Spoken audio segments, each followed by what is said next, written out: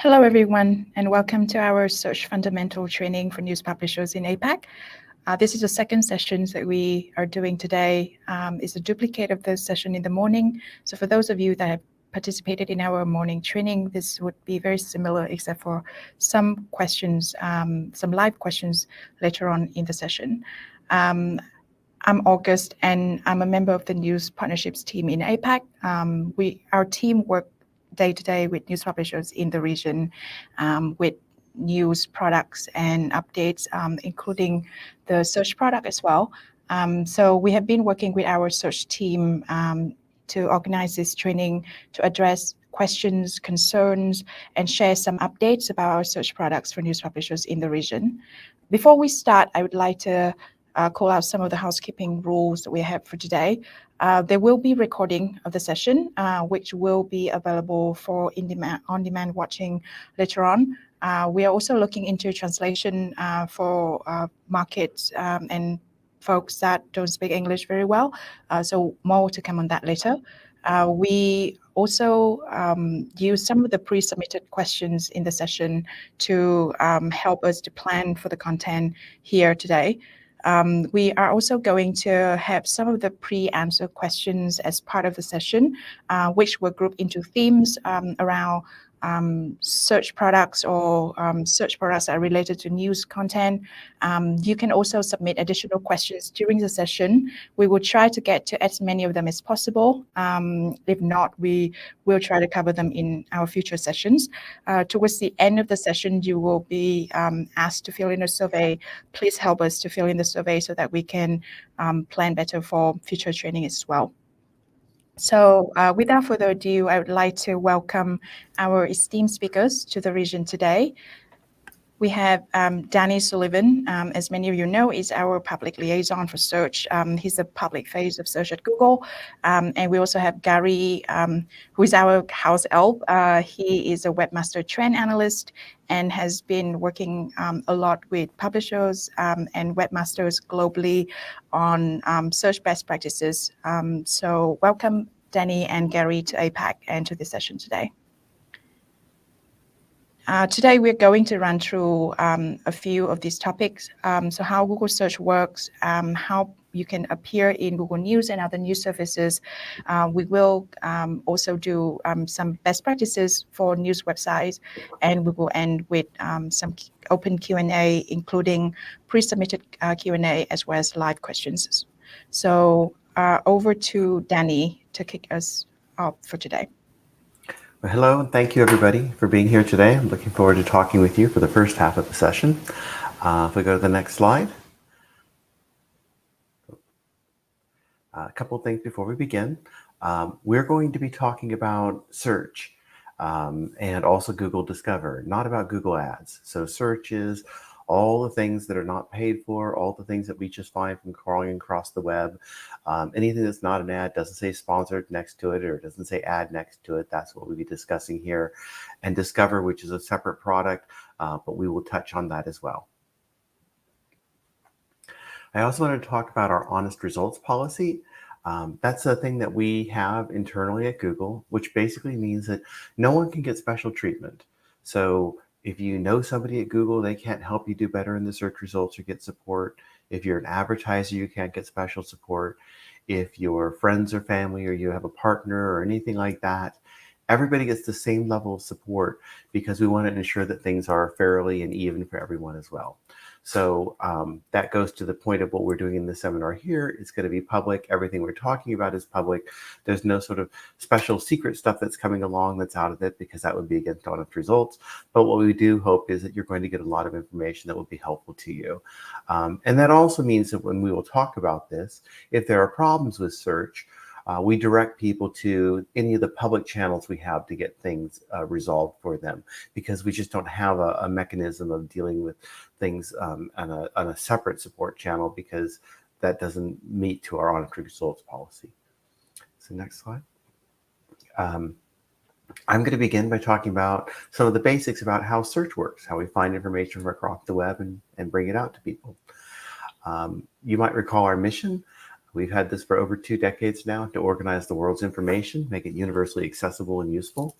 And I think it was really 4 thinking that mission, because it wasn't organize the world's web pages and show them in 10 blue links when you're on a computer using a dial-up modem. There was some thought that information is in many things, not just web pages, and it was going to change over time. And in fact, today, one of the challenges that we have is always keeping up with the latest ways information is presented through news, through videos, images, and so on, and then making sure that we can present it well to people in useful ways, such as how we do with mobile devices. The core of how we operate is by crawling the web. You're probably familiar about books and how some books will have an index at the back and they tell you which words appear on which page so you can quickly find information without having to read every page in the book and locate it. Well, a search engine operates in a very similar way, except that our book is a book of the web and it has trillions of pages on it. And when we need to look things up, we have an index of all that. This index could go, if it was printed out, to the moon and back 12 times. And it allows us to very quickly search through all the information that's out there and that's available. And then we can direct people to the right information, the more helpful information we hope. Next slide. Now, it's not just enough that we've gathered this information, understand that it's out there on the web, but we also have to rank it, because if you did a search and you come up with 100,000 matches, there needs to be some sort of order to that for it to be helpful for you. So we order things by doing ranking systems that look at what we call signals. These are just information about information about web pages, about images, articles, and so on. And we can use all these signals to try to understand what seems to be most relevant. So for example, with a web page, we can understand that if someone did a search, then we look to see if those words that they searched for are on the page itself. Or do those words appear in links pointing at the page? Or are there words in certain passages, like at the beginning of the page? Those are all kinds of signals that can help us understand which pages may seem more relevant than other pages. And the signals can change by the kind of content. So with images, rather than the words in the image, because usually images don't have words, we have to look at the words around the image to understand what the images are about. Or with news articles, we look at signals like freshness, because usually you want to have fresh content, but you also want to understand which is the original content, so that if someone simply references another document and they're doing that after the original document came out, then you want to balance that against showing the original document that might be more complete or helpful. With local, things like location, the location of the information and how that's relevant to where the search is coming from. That way, if you're doing a search for restaurants, you're finding things like restaurants that are near you. And with videos, we look at things like language, or taking information from what's being spoken and turning that into text that we can make searchable. So there are lots of signals, all these different ranking systems used about different kinds of content to try to determine what can be most helpful and relevant to people. Another challenge with search is that 15% of searches each day are new. And that can seem incredible when people hear the statistic for the first time. Like, how could that many searches be entirely new and that no one's ever seen them before? But then you can think of like the World Cup that's happening right now. And there were matches that were played today where two teams might not have ever met that way before, or scored that way before, or had an injury in a certain way that before. And people immediately go searching for this. And this is why we use automation.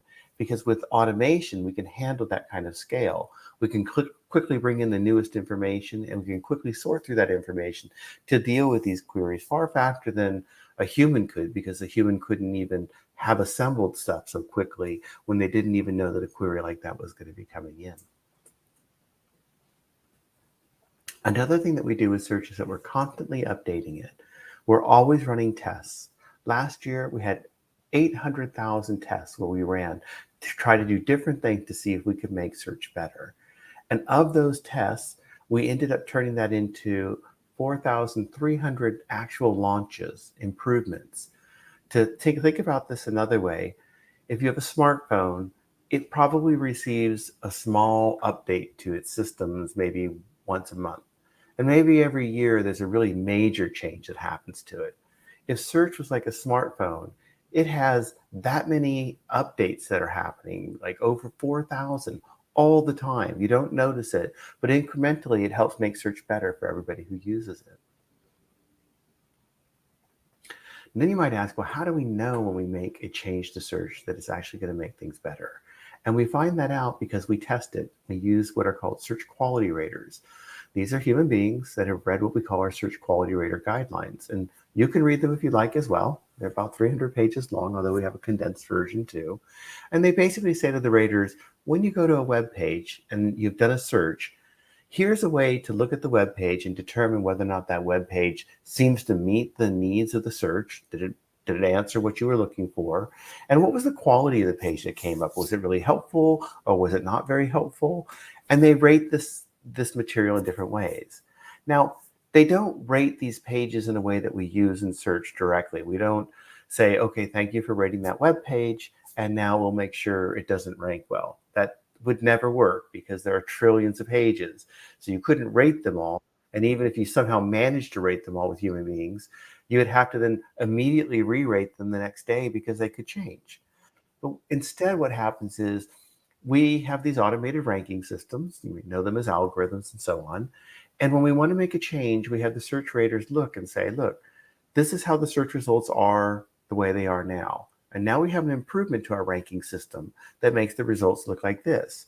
Go down the list and rate each of the results that are coming up and tell us how this seems to be versus how this seems to be.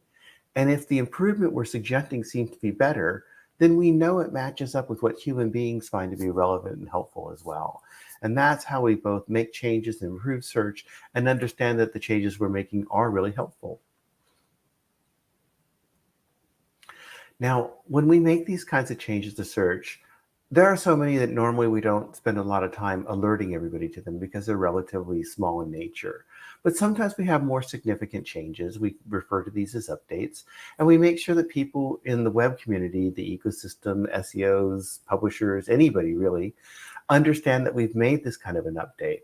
We try to tell you what the update was, tell you when it began, tell you when it's concluded, and point you to information about it so that if there was a change that was noticed in terms of your web traffic or whatnot, then you can understand, oh, it might be related to this, and let me read the information about that to see if that might be helpful to me in some way. And this is an example of that. So several times a year, we make what we call a core update. And this is a change to how our core ranking systems operate. And we have a whole set of advice that we offer to people to say, this is what a core update does. And this is things to keep in mind, how to understand if your content might be useful and questions to ask yourself. And so if you've had some kind of a change like this, you've reviewed these sorts of guidelines, it might be helpful to you to perhaps improve and do better when we make one of these updates.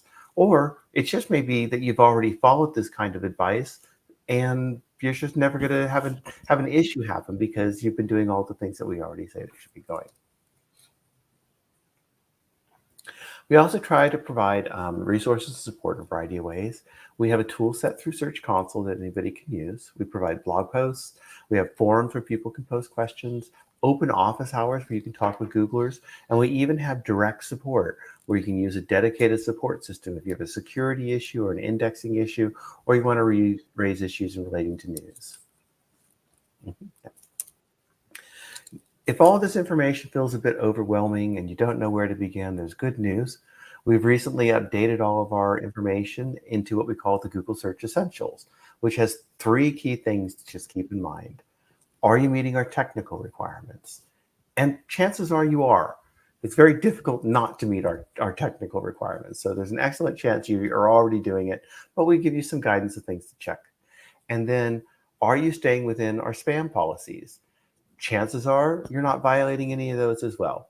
But we do list them and so that people can review that. And then lastly, that we encourage people to follow our best practices. We have a whole new page talking about how to make sure you're producing helpful, reliable, people-first content, which a lot of you are probably already doing now anyway. So you will meet those essentials, but if you want to do a review, we have that information available for you. Now I'm going to talk a bit about Google Discover. This is where information is shown based on the interest that people have, not based on what they're searching for. So it's not query-based. No one does a search and get information back from Discover, but it can relate to the kinds of searches that they've done and other ways that they've expressed interest. For example, this shows you in the screenshot a picture of the moon. I'm actually getting a lot of information to Discover right now about the Artemis launch to the moon because I've been doing some searches about it and I've expressed clearly an interest in that. So I'm kind of being kept updated on things through Discover without me having to ask for it. Now we have different content policies for Discover because it's actually different from search. And then people will ask, well, what do I do to sort of succeed in Discover? Information that's timely and unique is something that we're looking for. It's helpful to make sure that you have dates and author information on your content. High quality images is helpful. And you want to think about having what we refer to as EAT, that you're producing, you're showing content that demonstrates that you have expertise, authority, and that it's trustworthy. One other thing too I want to say on Discover is that unlike search, the traffic that you receive can be very unpredictable. So search, a lot of sites will tend to discover that the traffic, they know what they're going to get and know what content seems to do well, and it'll stay fairly even. Discover can spike. Discover could suddenly not send traffic for a while because it's interest driven, and the interest of somebody and generally that might happen can change. Or there may be other content that kind of comes along that, you know, the systems are finding relevant to what people are looking for. So you just need to be prepared for that and understand that the traffic levels can fluctuate a lot more. That doesn't necessarily mean that there's something wrong with Discover or wrong with your content. It's just that it discovers a much more dynamic system.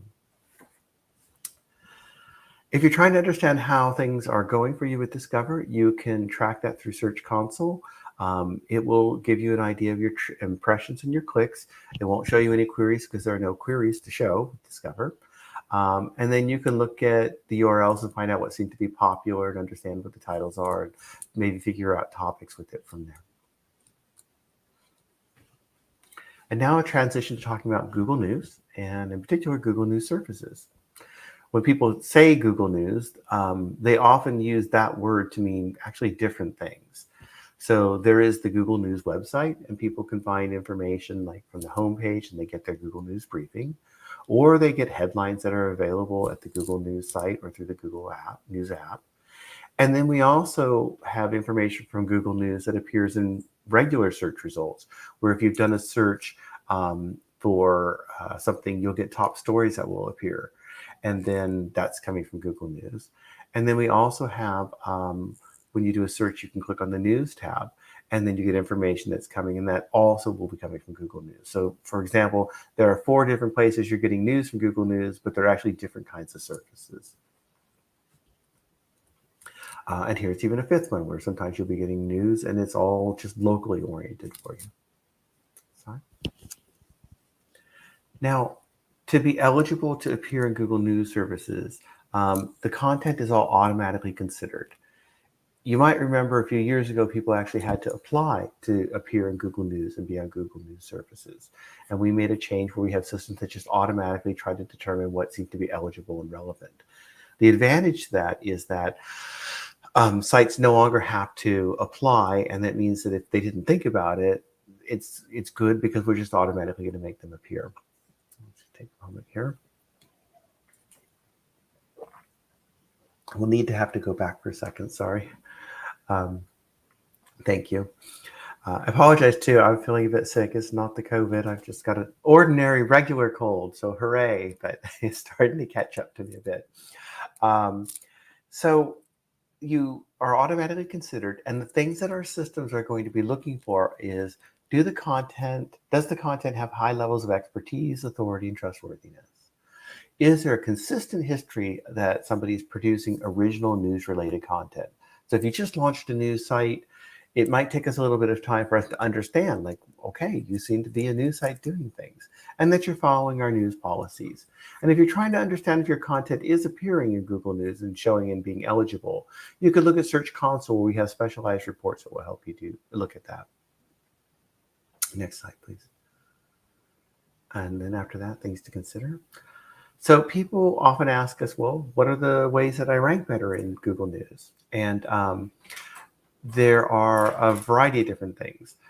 There is whether or not the content is relevant. So if someone's done a search, is that content matching up with the words that somebody searched for? You know, those basic types of things. So you're probably not going to be showing up for things if you haven't actually written about them. And then what's the prominence of the news topic or story? If you go back to the World Cup, right now it's a very prominent story. So if you're writing about World Cup stuff, then you may have an ability to rank there. But it can also be the prominence of different things related to that overall topic. So the World Cup has the current matches by countries, things that are happening at the World Cup, things that the fans are doing. So there's different angles of stories. We may try to understand within a major topic, what are some of the subtopics and what are some of the sub-stories that are appearing there? How authoritative does the content appear to be? Freshness is important because usually we're going to want to reward content that's fresh. But as I said, not completely, because if someone produces something that's brand new, but it's really just citing what someone else has already recently said, we're going to try to prefer the original content that has the information. And then things like location and language play an important role too. If you're writing information that's local to a particular place, we're going to want to try to point people to, in those locations, to that information, because this may often be what they're looking for. And it's very similar with that language as well. Now, another thing is that we have look at transparency issues. This kind of goes to our policies, and these are things that we're really wanting our systems are wanting to see when it comes to content. Transparency both on the article level, which means things like, is there a byline? We really have systems that want to expect to see that if there's a byline that's there. And really, that it's a specific person. Not always, not every single thing has to have a byline for a specific person, but if everything on your website simply said by staff, that could be an indication that maybe there is no staff, or who are the people that write. There's not enough transparency there. So it doesn't mean having a single article that says by staff is a bad thing and is an issue. But if you want to have actual people writing a lot of stuff and being identified that way, and that there's a publication date. And that means that the publication date is also dependable as well. Sometimes people will change the dates just because they try to make content make it appear that it's fresher. If there's no real change to the content, no real valid reason to be updating it, then our systems might realize that that's not as trustworthy. So we want a publishing date and one that we can depend on. And then there's also site level transparency. If people come to your site, can they understand information about its purposes and its policies? Can they find information about your editorial and business staff, like who's involved, who's participating in this? Is there some non-generic contact information so they have an idea that, where something is actually based? And if you're owned by someone or if you're part of a bigger network, can they understand that? These are examples of site level transparency that our systems are wanting to see. Now we come to the questions area. So I think we said this, but just in case, we had a lot of pre-submitted questions, so we want to answer a bunch of those already. And then we have some time for live Q&A with me, and then we're going to shift over to Gary, and he'll be doing some live Q&A on his own as well. So this first question is, I'm following all your advice, but I'm still not appearing in news services. What should I do? And the answer here is that you want to make sure you want to keep producing regular original news content. And the expertise, it has the authoritativeness and trustworthiness. The systems are always running, and they're always trying to understand if there's new content out there that they should be picking up and trying to learn over time. So not everything's perfect, and we're always looking at ways to improve it, but just continuing to do what you've been doing, that's what you should be doing to succeed. Excuse me. So does news on Google News, top stories in the news tab all use the same ranking? They don't, and that's why very different results. They can change on all of those sorts of surfaces for different reasons, and they're always trying to show the most relevant stuff, but sometimes the most relevant stuff can depending on the other stuff that's going to be around there and the systems that are being used as well and how things are being presented. So it's not just a case of whatever is the top 3 on one thing will be the top 3 on everything else. How do we handle those who publish hoax or clickbait titles? We get very, very angry. Well, not angry, but we have policies at Google News and Discover that are against that kind of misleading content. And so our systems are automatically trying to catch it so it's not happening at all. And they do catch a lot of that, which is why not everything you look at will have it. But if that kind of content is regularly getting past our systems, then we'll take manual action to remove it. And we may remove the publishers from having eligibility to appear in those areas as well. Tips for effective URLs, headlines, and abstracts. Think about your visitors and the user intent. So make sure you're writing headlines that would make them think, yes, this has the information that's related to what I'm looking for. Abstracts or descriptions. Don't try to hide the information or bury what the key part of it is. Want to be straightforward and help people understand what the content is about. And when it comes to URLs, you can include the key terms that you think the page is relevant in that. Sometimes that can be helpful for people and understand, and reinforcing that this page is something that they're looking for. And it can help a little bit with ranking, but it's not a really big deal. So don't think about it too much and don't think every single word that you're trying to be found for should be in the URL. How do we identify what is original content? So we have a bunch of systems that do that. And I won't go into the specific depth about that because potentially they can be used in some ways. It is something that we actively try to do to try to understand what seems to be original.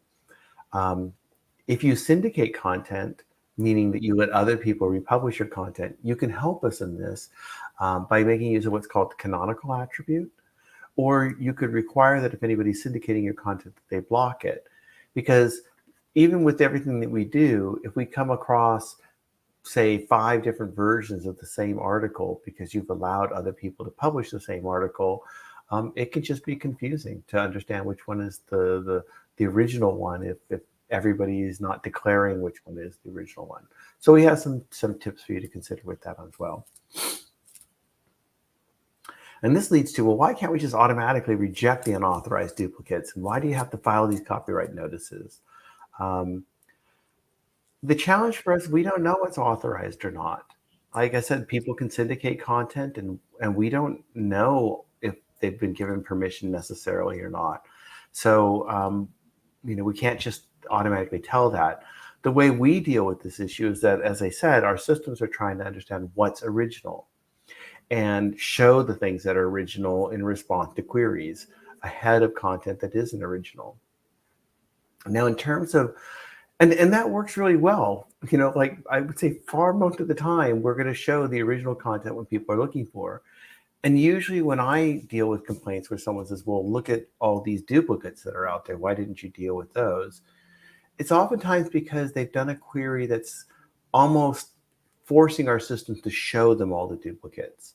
An example is you write an article, then you copy the headline and you search for the headline. This is very common that journalists would do because you're just trying to find out, is my article in Google? And then we'll show the article and usually it'll be first. And then it's not unusual that we might show other articles that have duplicated or referenced it and they've used the same words in the headlines. And then that can be seen and people can be understandably concerned and bothered that, well, now you're listing all this other content as well. Why are you doing that? But that's not the kind of a query that people ordinarily do. So I'm going to keep going a bit longer on this. Oh, good, we're still there. But that's not the kind of query people normally do. So for example, if you wrote a big article about the World Cup and you had something very specific in the headline and you search for all those words, that's much different than someone saying like World Cup fan event, using a few words generally related to the article. In that instance, we're going to be showing the original content. But when you enter the exact string of words in a headline, it's almost like you're saying, show me everything that has this exact string of words or very, very close to it. It's not what ordinary people do, and it's not the kind of query that's typically happening. And so this content isn't typically going to be showing in the top results. Now, you are free to file a copyright notice with us if you want when you see that kind of content, if it's not authorized and you really want it out of search results. And we will pull it out if meets all the criteria with this what's called a DMCA report. And in fact, if there's a publisher that's doing this a lot with your content, and we start seeing a lot of DMCA reports, that all adds up to further work as a demotion for them. But a lot of times, it's just not going to happen for ordinary people. So you might not even really need to bother. It's not really appearing in the way that you might think. So it's up to you if you want to do it or not. But it just might seem like more of a problem because of the unique way that journalists often type to search for things versus the way people search for. And sorry if I went too long and too fast on that. Hopefully it came across. Do we have a specific support line? Yes. I'm going to give you the telephone number right now. There's no telephone number. But we do have open office hours so that you can go into set times and ask questions to real Googlers who will talk to you and understand questions from people. You can post into the News Publishers Forum, and they're product experts that can help escalate things to Googlers. Plus, the product experts have a lot of good information as well. I'm in the product forums, and I go in from time to time, and then I realize, wow, they've done an excellent job at actually answering the same way I would answer. So this is wonderful. There are ways you can escalate if you're having things like indexing issues. You can go to the index coverage report, and then you can use a button at the bottom to tell us that there's an indexing issue. You've done all those things. There is a way you can open what we call a support ticket. But what I will say is you need to try the other things first, because typically they're going to solve it if it's solvable. And also just general questions like, why am I not ranking better? That's not something we're going to be able to solve with a support ticket. Everybody thinks that they should be ranking better, and not everybody can rank at the top of a search result. So if there are real issues like we really aren't seeming to index your content, or you're finding that your original content is not appearing above duplicates of that content for ordinary kinds of searches, those are things we can look into. And when we do look into them, almost always it's not going to be that there's a specific fix we make, because we can't just fix a particular ranking thing.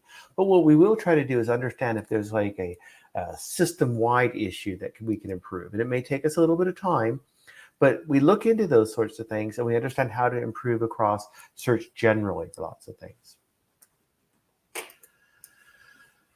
And if you go to the next slide, we're going to go to live questions. Yes, thank you, Danny, for all of the pre-submitted questions. Now we are going into the live questions bit. I will be reading out loud the questions for you. So we can start with a question from Amit. Google Discover traffic always fluctuate in every 2 to 3 months for news and blog sites. Is there any particular reason? What is your recommendation? Sorry, it fluctuates for news and what sites? Just news and websites? Blog. Blog? Okay. Maybe blog, maybe my blog. Anyway, the Discover traffic can fluctuate, like I said before. We don't have a solution to that. That's the nature of the product.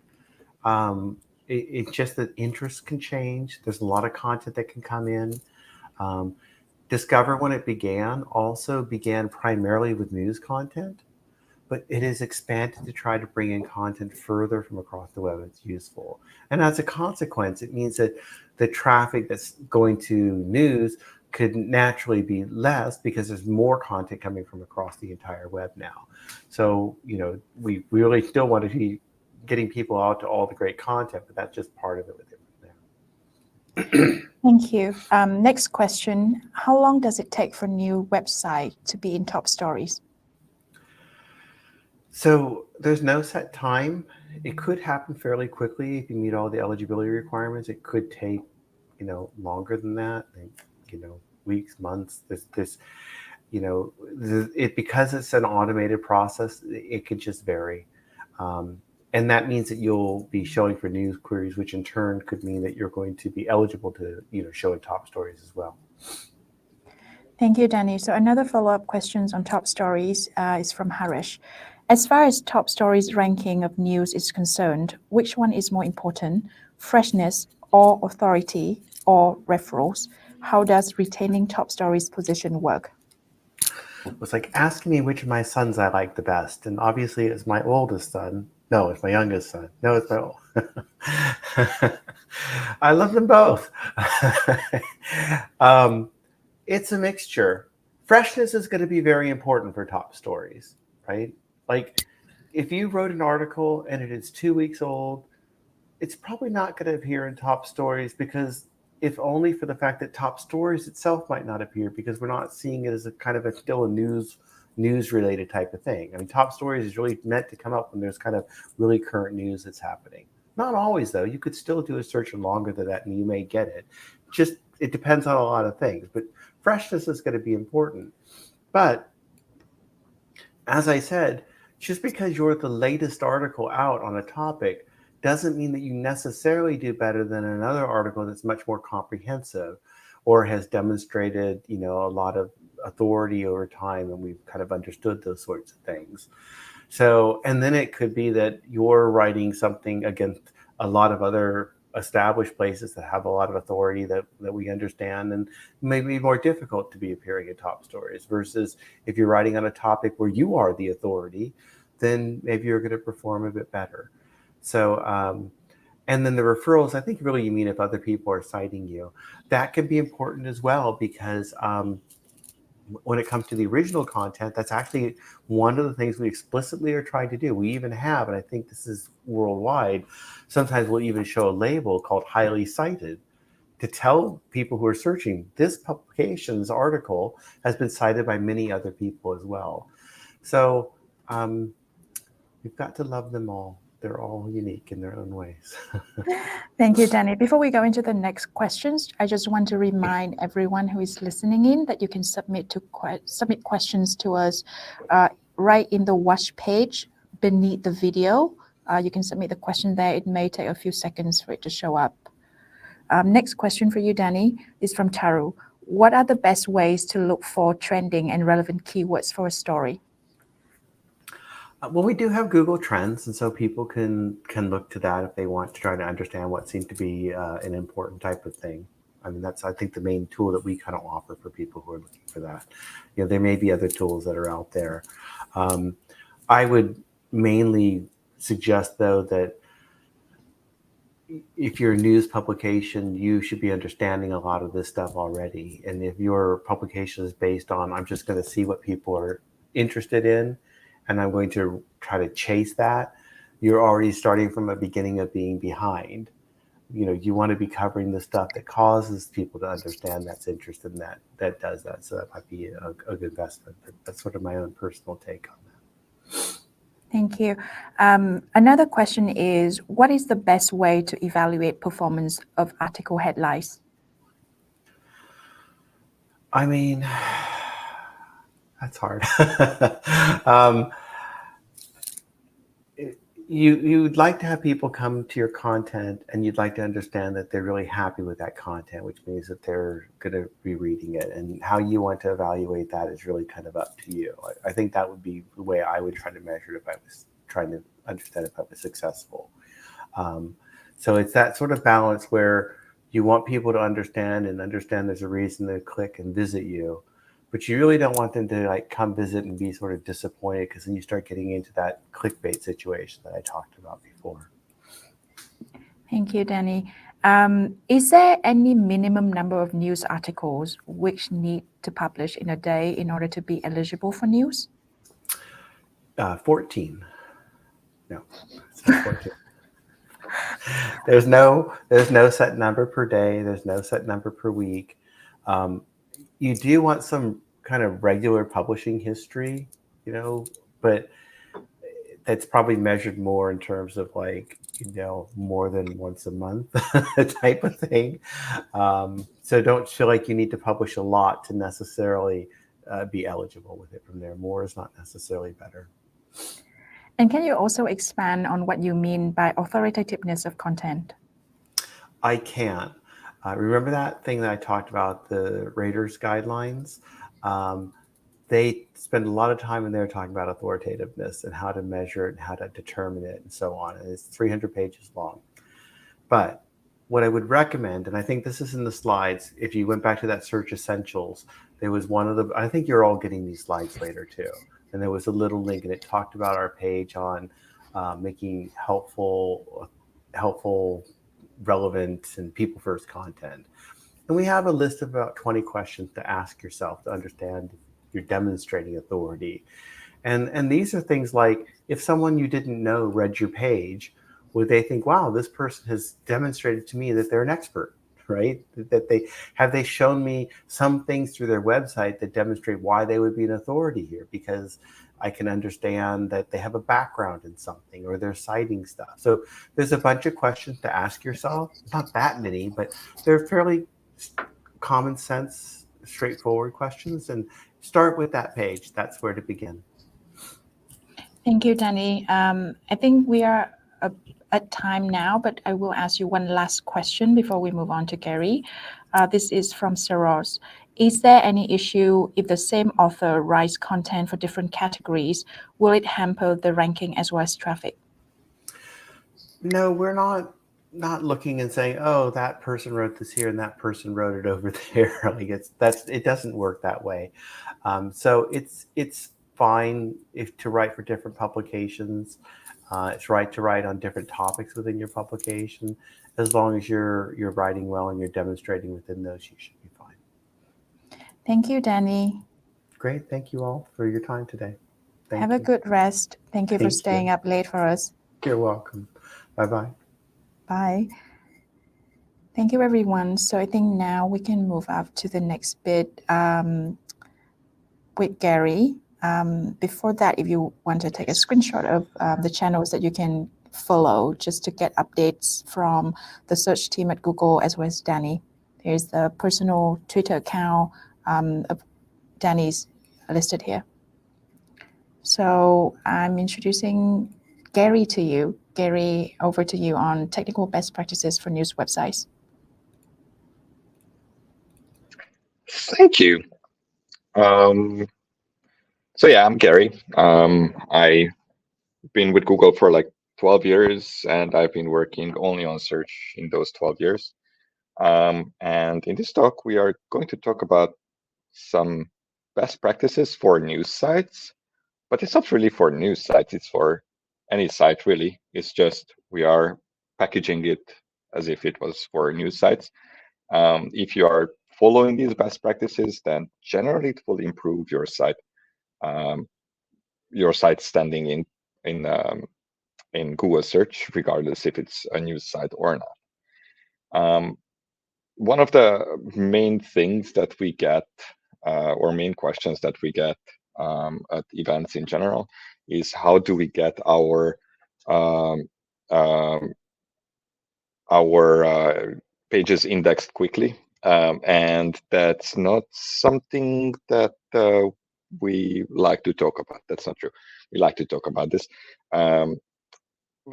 First, we like to point out that Google doesn't just index everything. And we don't index everything because the internet is way too big.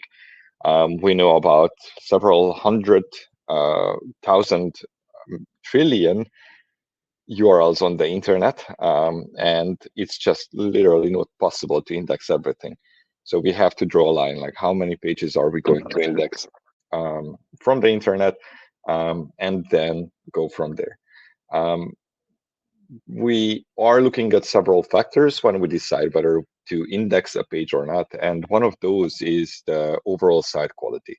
The overall site quality is very important for assessing whether we want to index a particular URL or not.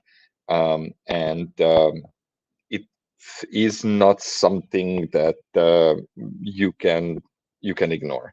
So basically, if you see that we are not indexing pages quickly from your site, then one of the first things that you will have to think about is whether your site is high quality. Then in the second bucket, we have the technical foundation of your site, and that basically just means that your server is fast and it reacts relatively fast to Googlebot's requests. And then if that happens, then we can probably crawl more from your site. But then you also have to somehow ensure for us that we can navigate your site and understand your site well. Otherwise, it's very hard for us to decide which sections of your site to crawl at what speed. So for this, you probably want to ensure that you have proper internal links, and you link the content that you care about the most well. And then another thing for discovering your content is sitemaps. If you're a news publisher, you probably heard about news sitemaps. It's not just news sitemaps that can help. It's also the traditional website maps that can help a lot with us discovering your content and potentially indexing it and serving. Then in the third bucket, we need to be able to access your content. So basically, you need to ensure that you're not accidentally or inadvertently blocking Googlebot. And you should really, really help us prioritize your content. Basically, structure your site such that we can get a sense about how often certain content is changing on your site. For example, like if you have the site example.com, then if you have a hub like example.com/latest, that could be very helpful. And of course, you keep updating that. So going back to discovered, not indexed, or the general thought that Google doesn't index everything, Search Console can be really, really helpful when you are looking into whether we should have indexed something or not, or when you are debugging the scrolled, not indexed errors in Search Console. Consider checking a few things. Particularly, you have to decide whether the report is for a critical URL, critical for you. For example, if we are marking your homepage as scrolled not indexed, that's probably pretty bad. But and you want to fix it right away. But if it's some deep page or the archive from the 1900s, then maybe it's fine if we don't index it.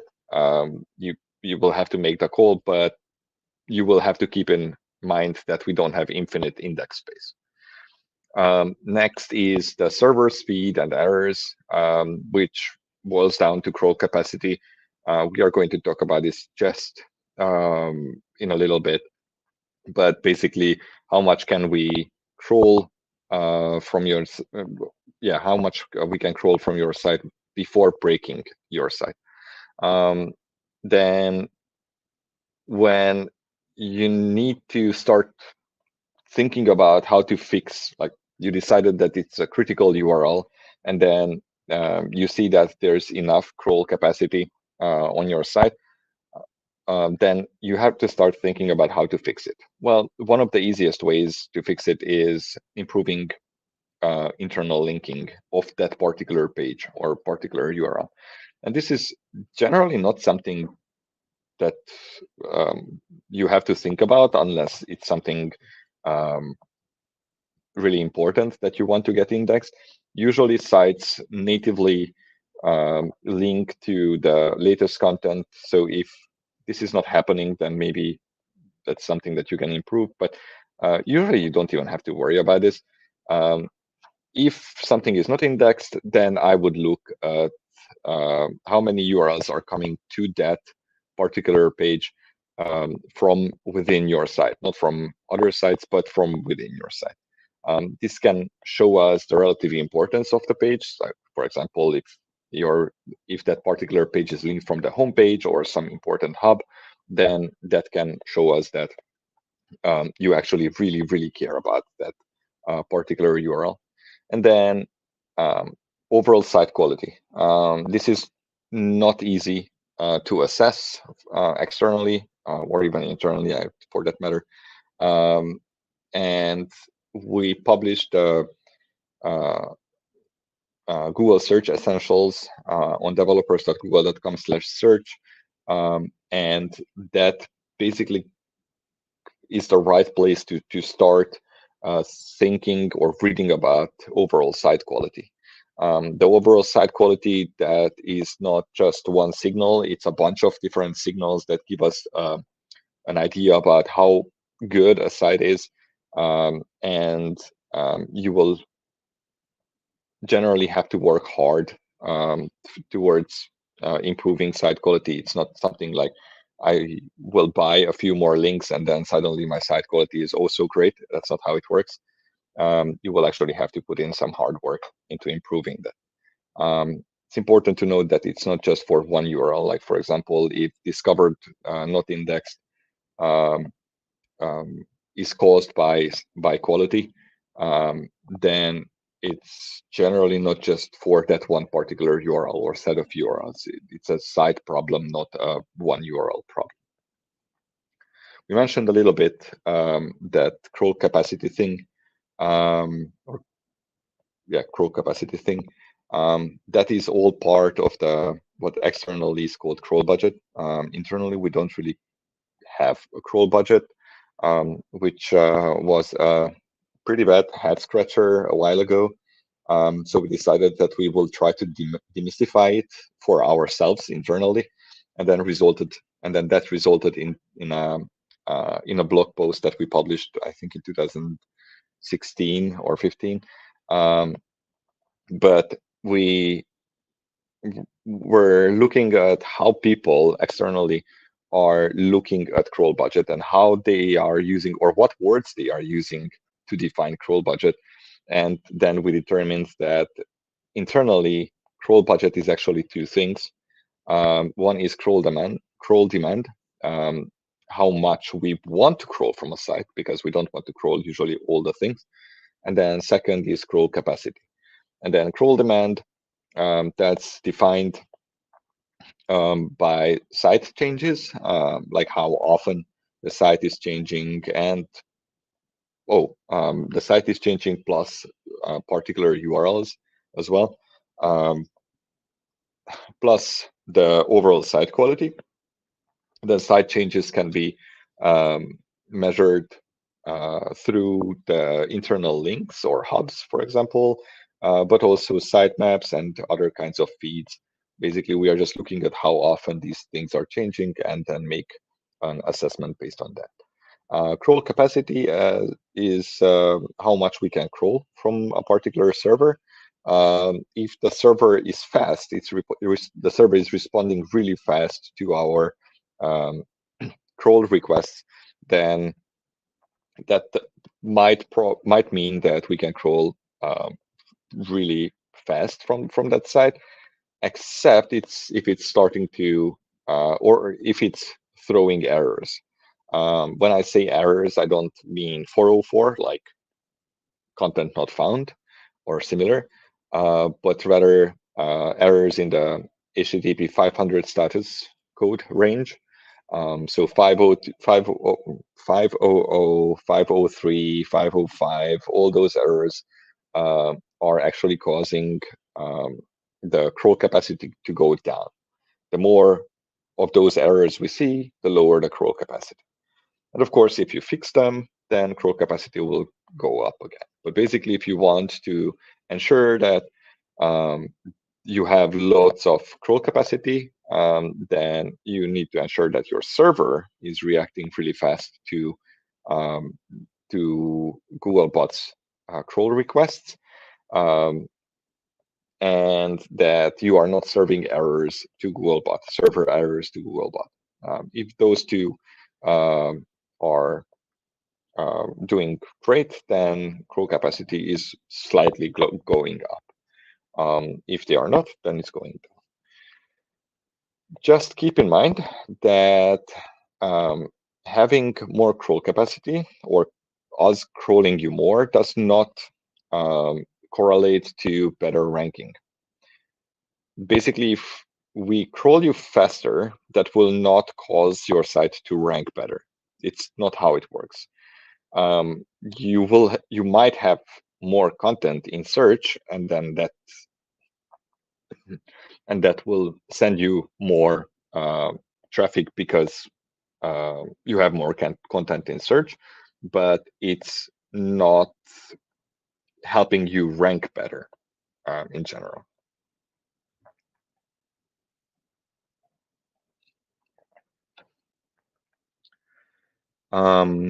Let's see what's on the next slide. I actually forgot what's on the next slide. Okay.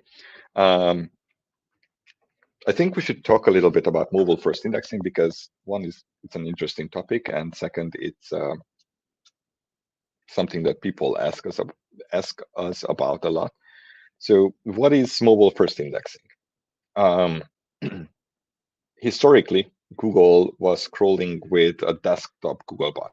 That meant that Google saw the desktop version of the content on every site. But then a while ago, we noticed that most of our users, like the Google search users, are actually browsing Google or accessing Google through a smartphone. That meant that to ensure that they are getting the right kind of experience from sites, we need to see the smartphone version of the content and serve that to through search results. And for that, we changed how we crawl with Googlebot, and ended up introducing a smartphone user agent for Googlebot, meaning that Googlebot started crawling as a smartphone. Now, mobile first indexing means that we slowly got rid of most of the desktop crawling, meaning that desktop Googlebot is scrolling less and less over time. And we are using the smartphone version of the content for indexing. Now, that can cause some problems for some sites, particularly if you are serving different content for smartphone users and desktop users. Then you are going to have a hard time because we might not notice the desktop version anymore because we are crawling with a smartphone version. And if you want to rank for the desktop version of your content, well, tough luck. You can't because we are just not going to see that. But if you wanted to be smart about this, then you could ensure that both the desktop version and the smartphone version are exactly the same. How about that? And of course, we are aware that the real estate on a smartphone is much well. It's you don't have as much real estate on smartphone as on desktop. So we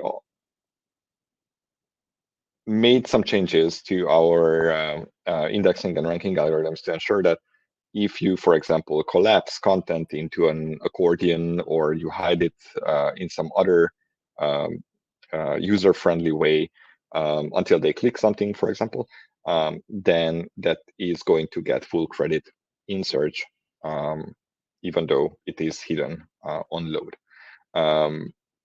But basically, all the content from the desktop version should be on the smartphone version as well. And when I say content, I don't just think of the text content. I also think about the comments, the structured data, images, video, etc. That whatever you have on your pages. Now, the bad news is that, or I have a bad news. We don't know when we are going to finish, if ever, with rolling out mobile first indexing. There are some stragglers.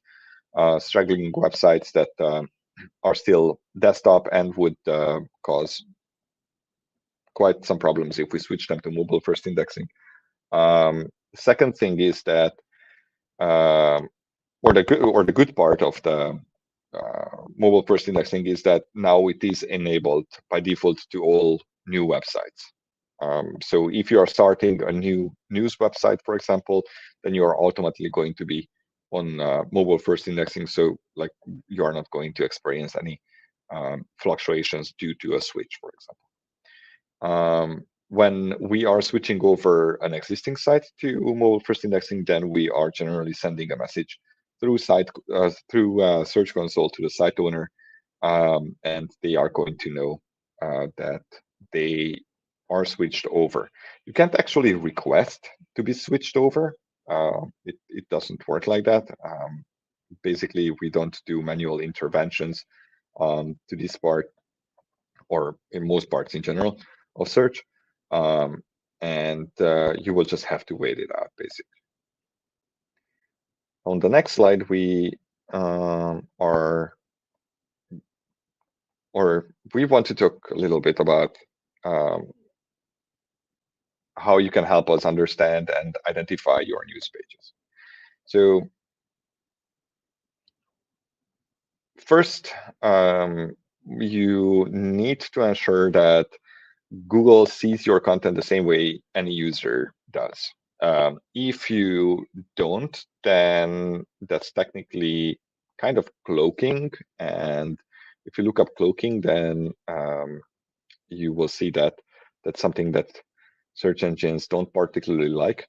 Now, of course, there's like different kinds of cloaking. Like, for example, you can serve different content based on the user's location. Like, for example, Singapore and Australia will get different kinds of content because for geographical reasons, or the smartphone user will get a different content than the desktop version. Those are fine, but if on or under a URL, one user is going to get content about kangaroos, but the other user or Googlebot is going to get content about panda, then that's not cool, and you might get in, or the site might get in trouble for that. Next, provide clear and accurate publishing date.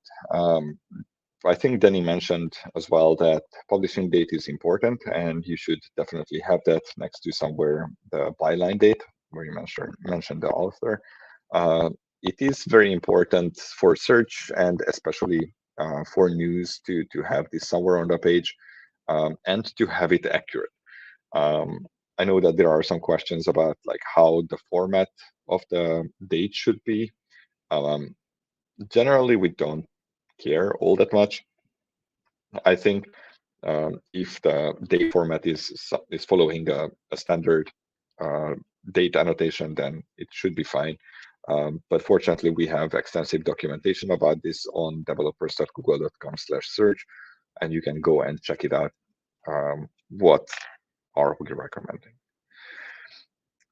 Third bucket is maintaining good page structure and styling. Why do you need to maintain good page structure? Well, people should be able to discern what the main content is on the page within probably up to a couple of seconds after they looked at the page. They shouldn't need to scratch their head and try to figure out where the heck is the main content. It should be pretty obvious where the main content is. And this applies on search engines as well. Search engines need to know where the main content of the page is, and they are not just using the HTML div tags or whatever content tags. They need to like use understanding algorithm, like a machine learning algorithm, to find the main content and then work with that main content for evaluating the topic and whatever of the page.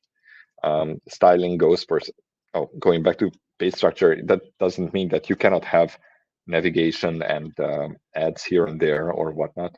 Of course, you can definitely have those. It's just you should make sure that the main content of the page, like the article or whatever, is easily findable on the page, and basically you don't have to scratch your head finding it.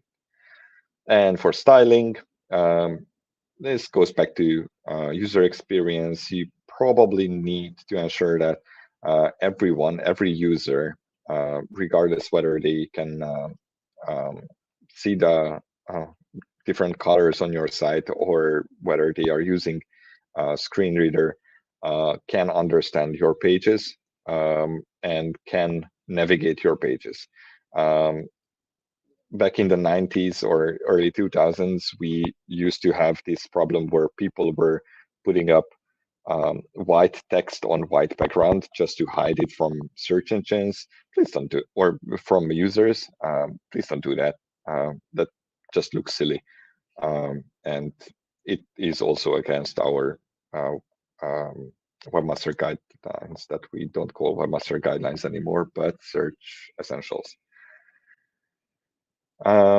Fourth bucket is present clear headlines and control your title, links, and snippets.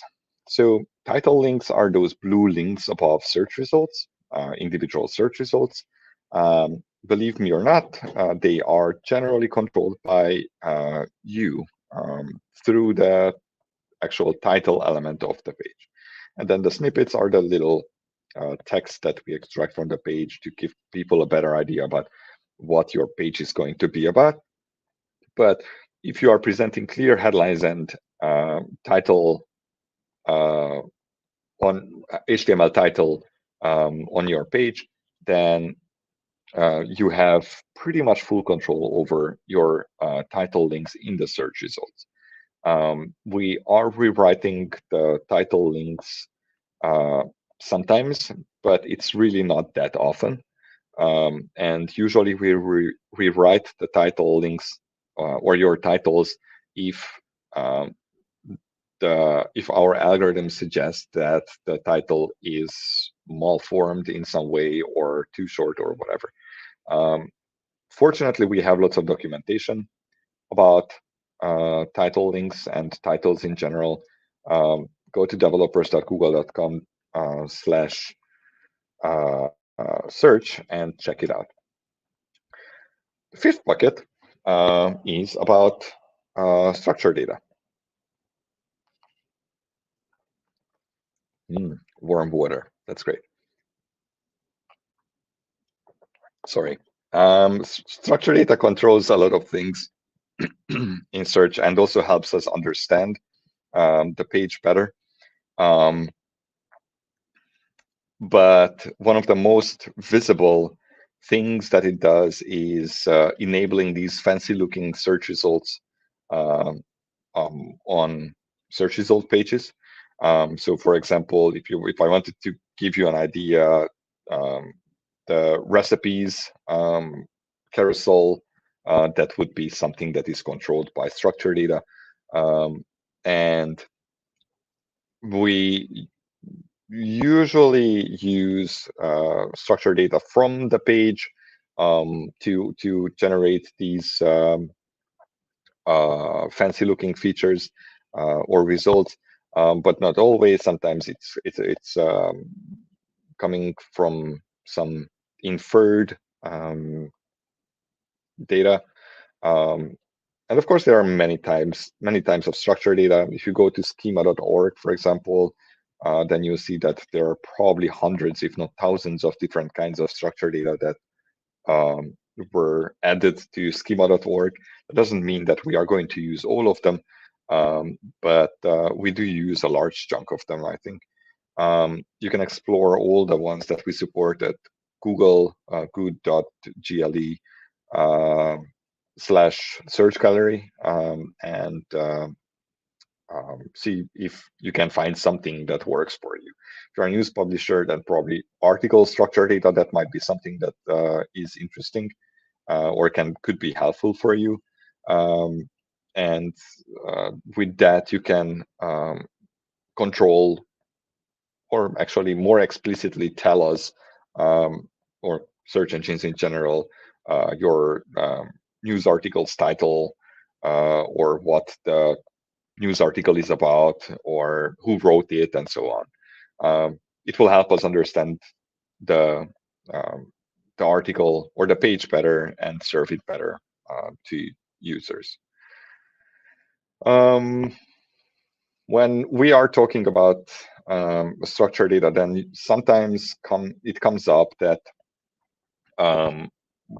whether people can use JavaScript to inject JavaScript in the pages. the short answer is yes. The long answer is that please don't do that. Not because I hate JavaScript, but because it can do weird things. If you care about the piece of content that you are injecting with JavaScript from a search engine's perspective, don't use JavaScript. If it's fine if we miss out on it, then you can use JavaScript, and you can inject it with you can inject structured data with JavaScript. So, for example, Google Tag Manager can be used to inject JavaScript, to inject structured data. So why is that the case? Well, it's because we are using Chrome to render the pages. So what we see on our side with Googlebot is pretty much the same as that you see at home if you are using a Google Chrome browser when you're accessing that particular page. We do recommend that you are not using JavaScript for fast changing pages. So, for example, hubs and home pages and whatever should use static HTML. It will save you lots of headaches, most likely, or use server-side rendering. This can be more complicated to set up and more complicated to maintain, but it should still work and should be doable. For persistent content, basically content that's not changing, like articles and background content, JavaScript is completely fine, and you should be good to go. If you're interested in this, then we have lots of documentation on developers.google.com/search about JavaScript and SEO, or in combination SEO. You should check it out. So, how to use Search Console? Because Search Console can be super helpful to debug, for example, JavaScript problems, or also to monitor your search performance. We should probably talk about it a little bit at least. So some of the main things that it does is helps you identify and debug issues with pages. Then it reports on your performance, on your site's performance in search results with various kinds of breakdowns. And if you also use Google Analytics, Search Console Insights can help you understand how your audience discovers your content and what resonates with them. This can be really, really powerful for content marketing. Page experience is something that you can look at and you can debug with Search Console. Page experience is a bulk thing. Basically, it's a combination of many, many things. On one part, we have Core Web Vitals, which is a set of signals that we collect about websites or web pages, and then we aggregate them. And then on the other side, we have traditional signals or old signals like mobile friendliness and HTTPS and no intrusive interstitials. And all these together combined will create the page experience signal that we can use in ranking. Now, Core Web Vitals is important, of course, but you have to keep in mind that it's not as important as, let's say, relevancy or quality of the site. So basically, first you focus on relevancy and your content and the quality of your site. Then if you have some mental health left, then you focus on Core Web Vitals. But don't start with Core Web Vitals because it's not the end of the world if your Core Web Vitals score is low for it. Remember that page experience is not for Google primarily. These were created to improve the user's experience on your site or on the internet in general, and it or Google comes second. So, for example, HTTPS is not really about Google. Like we can index HTTP pages just as fine, But with HTTPS, people who are visiting your site will probably feel more secure and more or their browsing experience will be more private. Mobile friendliness, same thing. For us here, it mattered a little bit more how we can find the content, but it was not the end of the world not knowing that what's on the smartphone version. Also, the other thing is that the page experience signal is just one of the signals that we are using for ranking pages. And we have quite literally hundreds of signals that we use to rank individual results. So don't kill yourself with Core Web Vitals, please. But back to Search Console, we do have a page experience report there, and it can be very, very, very helpful in understanding your page experience, your site's page experience, and help you debug it. It also gives you example URLs and whatnot. It should be fun using it if you desperately want to fix something. Now, one thing that I find super helpful in Search Console is the performance reports, the different kinds of performance reports. First, we have the performance reports for search results. And here you have a filter where you can set filtering for web, images, video, news. Web would be the all tab, images, video, those respective tabs. And then we have news for the news tab. It doesn't include news.google.com. It only includes the news tab on this particular report. But it can be really helpful if you wanted to see how your site is performing on the news tab specifically. For news.google.com, we do have the Google News performance report, which actually shows data from news.google.com. Plus I think the News app for Android and iOS, but it does not include the News tab that's in the previous report that we were talking about. And this, you might not see this report in your Search Console. This will only appear for sites that actually appear on news.google.com. So if you don't appear, or if this report doesn't appear in your Search Console account, then perhaps your site is just not appearing on news.google.com. An important aspect of publishing on the internet is memes and cat videos. And if you are publishing those, then you can expect more traffic because people are weird and they like those things.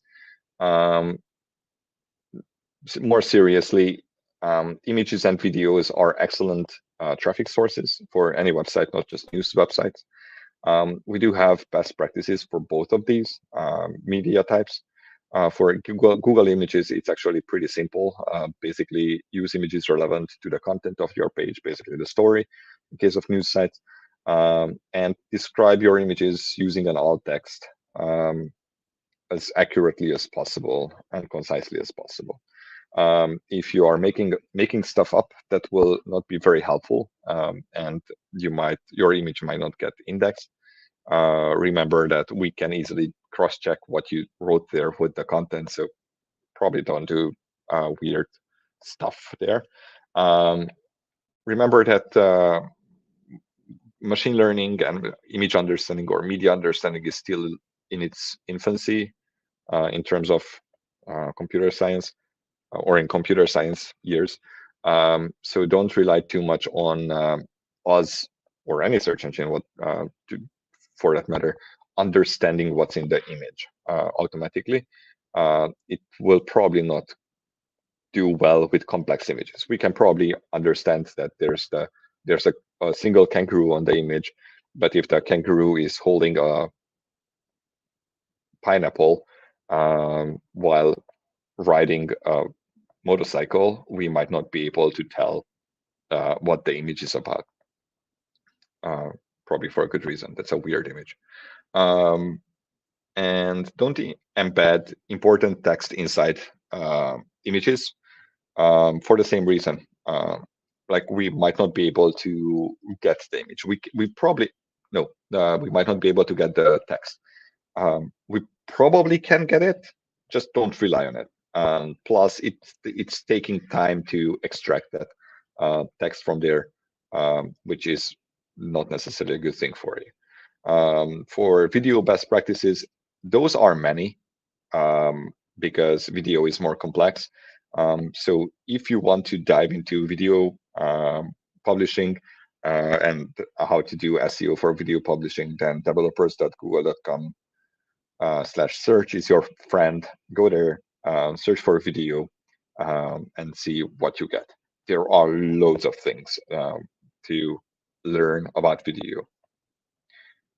But they can appear in various ways on search result pages. And with structure data, we can do some pretty curious things, like skip to content kind of things. We also show previews in search results, which can be very helpful for users to find what or find the right video.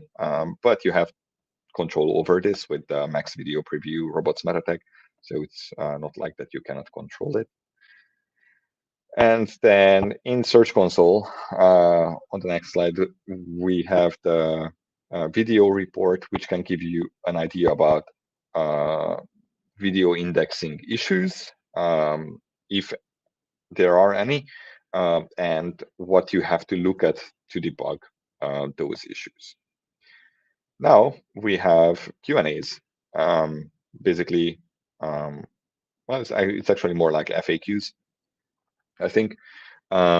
Basically, frequently asked questions. First, we have a constant battle for our news stories and features to be found versus mainstream publications and tabloids. They have huge funding backing. How we can compete? Well, don't try to compete them in the traditional way. Do things differently. Especially if you're a small site, you can probably change things much faster than a big site.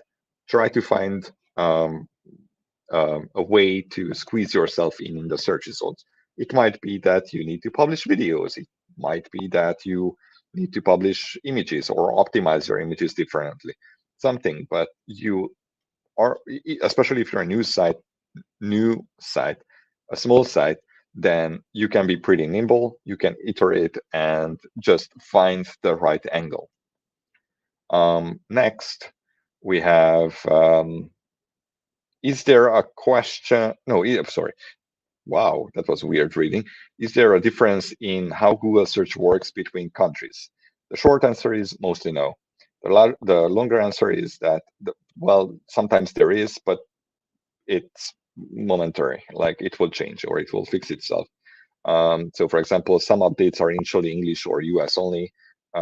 So we can learn from that launch and then improve the algorithm and launch elsewhere. And other times, some systems just need to adjust to other languages. But we try to communicate these things in our docs. Next question is about what's the best way to optimize non-English website? Well, there is no best way. I think basically you just do the same thing that you would do with an English website, and consider your users.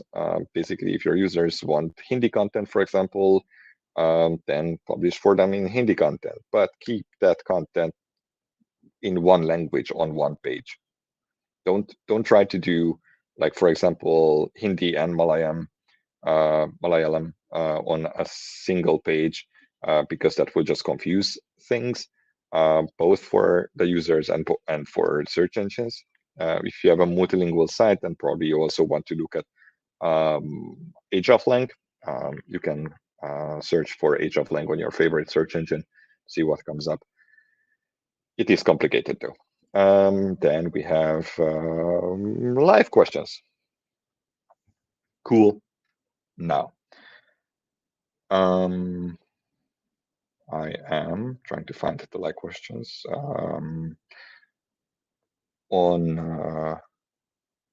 The first question is,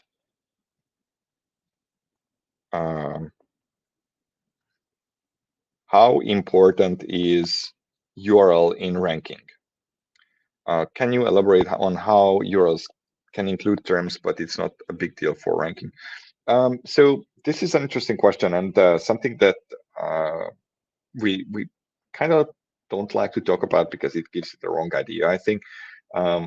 But generally, also it's a really archaic topic, I think, or an outdated topic. Anyway, so in the URL, it's better to have some keywords that relate to the page. That's the premise. How much better to have that there? Well, it's a tiny bit better. It will probably not help you noticeably at all. But when you publish a new page and we don't have any idea about what the page is about, or why is the page, or how is the page, basically we don't have any signal about the page, then it can be a little helpful for us to understand until we get more signals. Because eventually we are going to have more signals, and then it will be easier to rank the page based on those signals. But until then, we may use the terms that we found in the URL for some ranking ranking help. Okay, next question. Do meta keywords matter? This will be very easy to answer. No. Well, actually, not to search. It might matter to you personally, like you might care a lot about meta keywords, but for search, it really doesn't matter. Like not one bit. Next, how important are core web vitals and page speed as factors? Not as important as most people think. Based on what I'm seeing on Twitter, people seem to think that they are very important signals. They can't be as important as not topicality, what it's called, relevancy and quality of the site, for example. But keep in mind that we are using hundreds of signals, and I would say that most of them are not more important, but can be more effective in ranking than core web vitals and page speed. I think page speed especially was designed mostly to act as a tiebreaker when all signals being equal for two results. We need to make a decision, basically an executive decision about which one to rank. Then page speed was important, but that just gives you an idea how little weight it had. For next question, for a specific regional location story of national importance, is there any preference for articles published in English language versus stories published in regional languages? Please note that search terms by end user is in English. If the search terms are by the users are in English, then publish in English. And then later on local language. Basically, you are looking for helping the user find the thing that they are looking for, and to satisfy their information. But the other thing is that you also don't want to alienate the user. So, for example, I might search in my native language sometimes because I know the content exists. I don't want to say to you that don't publish in your local language, in Hungarian or whatever your local language is, because I do think that there are users who would search in Hungarian if they knew that there was content in Hungarian. So you probably want to balance it out, basically publish in English, because that would attract users faster, but then you also want to go for the long tail, and if you can, publish in regional languages as well. That's what we do on developers.google.com/search as well, and it's working pretty well. How do I know my survey is responding fast to Google crawl requests? Does Google have a threshold for what you define as a fast server? We don't define it as what's a fast server, but it's basically the response times, as you note, and you can see the number somewhere in Search Console. I don't actually remember where, but there is a page in Search Console where you can see the response times. And then think about the increase or decrease in response time. That can tell us which way to go. Basically, is it a fast server, or is it slowing down, or whatever. Little water. If our site is hosted in Australia, does Googlebot also then crawl from Australia, or does it crawl from Google in US? If from the US, wouldn't that affect the response time that Google is seeing? So Googlebot is pretty much always, except in a very few specific cases, is crawling from the US, and we are accounting for that delay, basically. The time it takes to get to specific sites. I think one important thing to note is that the IP addresses are in those locations, not the data centers. So basically, we are accounting for the distance. You don't have to worry about it. Do you prefer WordPress or a headless CMS? I don't know what is a headless CMS, and I don't want to imagine it because it scares me. But we don't have a preference for CMSs. Basically, you can use whatever you like, or you can just use raw HTML as well, and it's fine. Does duplicate content also refer to authorized syndicates or syndications, different country zones for the same publication, heavy use of the same terms wording in multiple stories on the same topic, or lack of better words, self-plagiarism?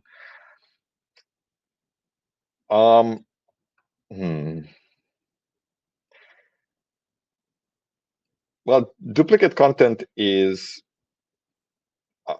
I will use the same words to define it. It's basically content that's duplicated.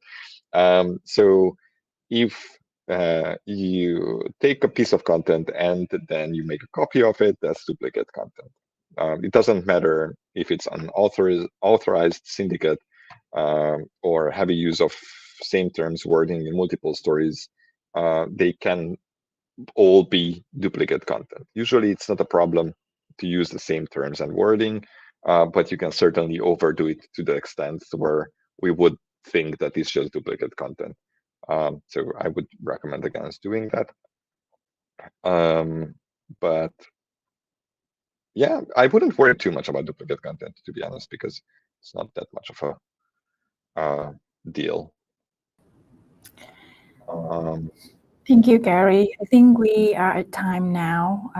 We're actually a few minutes over. Thank you, everyone, for submitting your questions and participating actively in this session. Thank you to Danny and Gary for spending time with us here in APAC today. The videos will be available for watch on demand later. Please feel free to share the links with your teammates who would be interested in checking all these live Q&A out. Right now, I think you would be able to do the survey. Please help us to fill in the surveys so that we can do better for future trainings. Thank you, everyone.